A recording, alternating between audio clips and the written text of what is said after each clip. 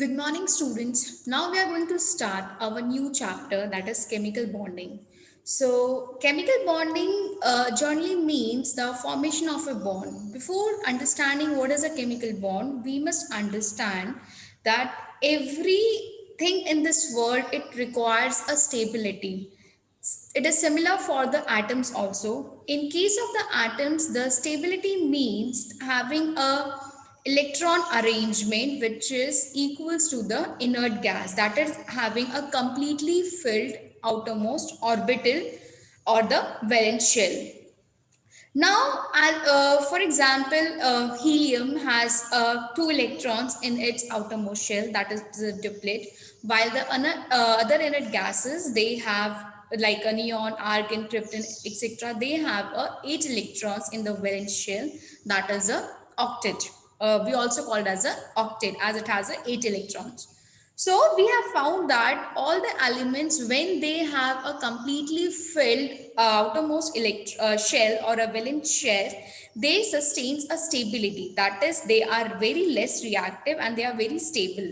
So to attain that stability, atoms tend to combine chemically and the redistribution of the electrons occurs. Due to that redistribution, there is a force of attraction which develops between the atoms and forms a bond. So let's first understand what is a chemical bond.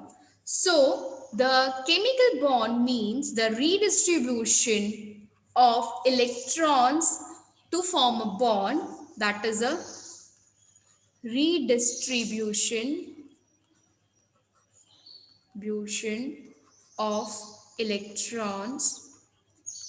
A bond, or we say a force of attraction, occurs between the atoms. So there is a force of attraction develops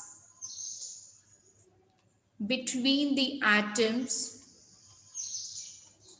which binds them together, which binds them together to form a molecule.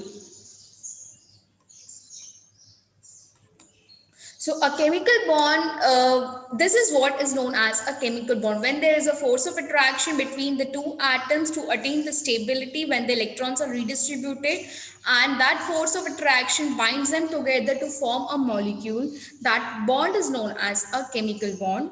And we have three types of chemical bonds. First one is known as a electrovalent or the ionic bond. Second is known as a covalent, or this is also known as a molecular bond.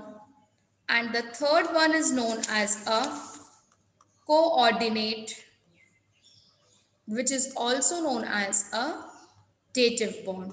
We will learn about all these three bonds one by one in the next video. I hope why we are forming a chemical bond, why formation of a chemical bond required, this is clear to you.